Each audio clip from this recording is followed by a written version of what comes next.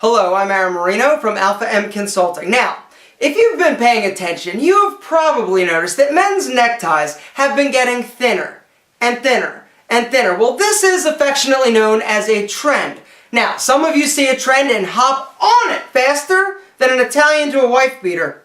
To my foreign viewers, this white tank top or undershirt is also known as a wife beater. And really, it's the perfect versatile shirt. You can dress it down with a pair of cargo shorts and flip-flops, or dress it up with a great tie and a sassy sport coat. And with any trend that comes, it also will go at some point. However, that doesn't matter. Today I wanted to take some time and discuss the quintessential male style staple that is the necktie. Today, gentlemen, we're talking about ties.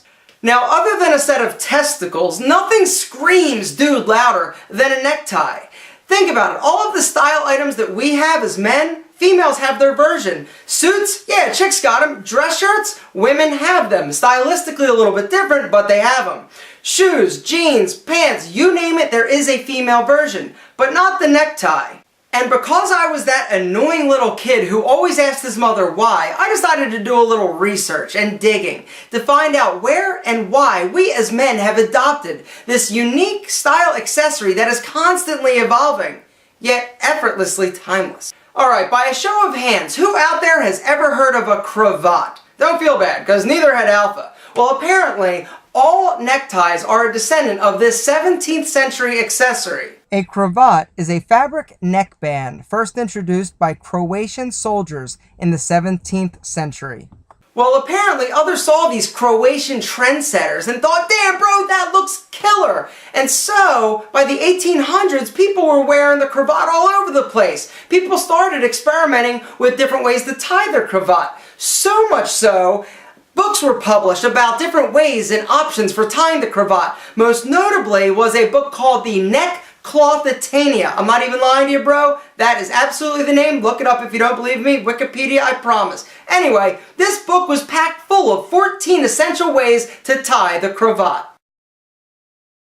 Well, by around 1850, people were starting to be like, yo, cravats, that was so like King James VII. I am moving on. And so people started experimenting and wearing scarves and handkerchiefs held in place by a little scarf ring. But then, something interesting happened. Around 1900, I guess somebody was like smoking a little too much something, or drink, whatever, and they tied it into a bow. Thus, the bow tie was born. And later came the ascot. But by 1920, some creative style fashion somebody created the long necktie. And really, it hasn't changed much since.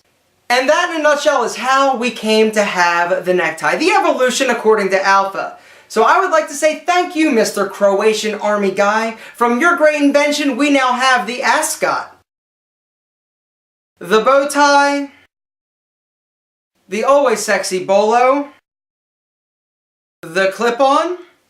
Aw man, do I have to? Alpha's gonna kill me.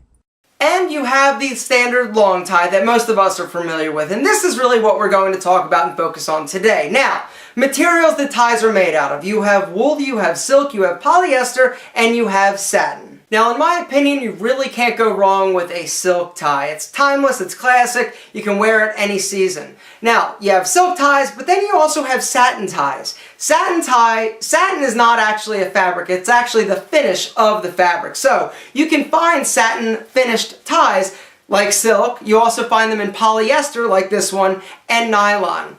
The downside to a satin finish is that any little pick or nick on this tie pretty much is going to render it useless because you can see it from a mile away.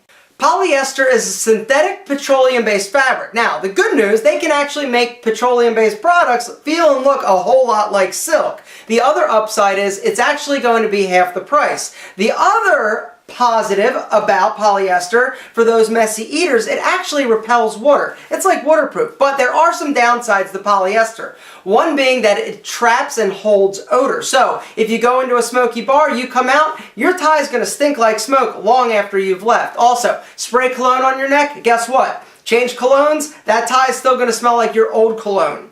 The other downside to polyester, I guess, is that it actually can melt. So it would not be the appropriate neckwear if you were going to attend a bonfire or if you were going to the place that some of you say that I am going to hell. And for those of you joining me in hell, I would not recommend you pack your ties made out of wool. I would reserve these for the cooler months, like fall and winter. But that being said, there are really only two types or styles of long neckties. You've got your standard tie like this, but you also have the knitted tie.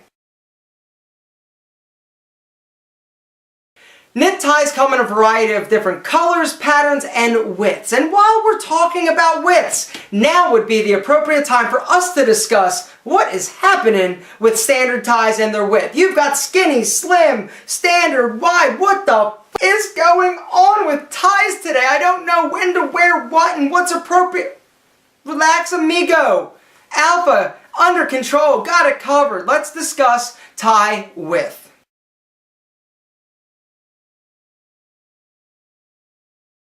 Alright, your standard tie width is between 3.5 and 3.75 inches in centimeters, 9 centimeters to 9.5 centimeters. You know what? It will be easier to show you. As you can see, we have three different tie widths here. The first one is going to be the widest, and this is going to be the widest standard tie you're pretty much going to be able to find. It's 3.75 inches. Next is going to be the more common width, which is 3.5.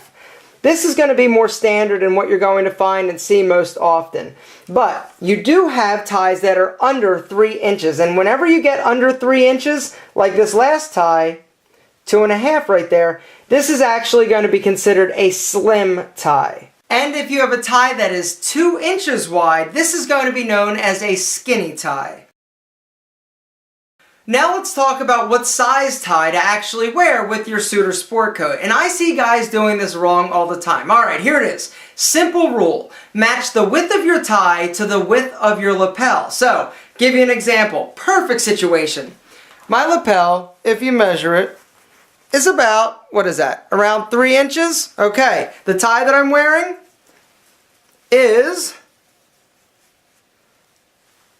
right at 3 inches. So what does that mean? It balances, it matches. If I would go a super wide tie with this jacket, with this lapel, it would look a little bit out of place. And on the other hand, if I go with a super skinny tie with lapels this wide, 3 inches, because lapels come smaller, it would look out of place as well. If you stick to this rule and just match your lapel size to your tie size, you will always be looking stylish and fresh.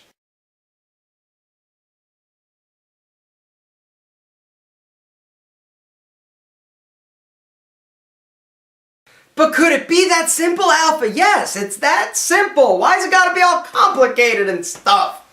Just simply match the width of your tie to your lapel. Now, can you go wider than your lapel? Could I wear a standard size tie with this sport coat? Yes, I could. Would it look as good, as aesthetically balanced? Probably not. But now, if I had a wider lapel on and I went with a slim tie, would it look as good? No, probably not. I would want a larger tie. So guys, it's all about balance in everything we do. It's yin and yang, stylistically. Speaking of course, as far as skinny ties, or not skinny, yeah, skinny ties are really so, I think they work for like certain like demographic, I'm not really a big fan, but it's just my oldness coming out. My oldness. I better go and wrap this up before I break a hip. Gentlemen, it has been an absolute pleasure being with you today. And to tie this in perfectly to my sponsor, Modern Tailor, there's a link below and a code. The code is Alpha M. We're not changing it. We're not going Alpha M May or June. Alpha M, here on out, 10% off.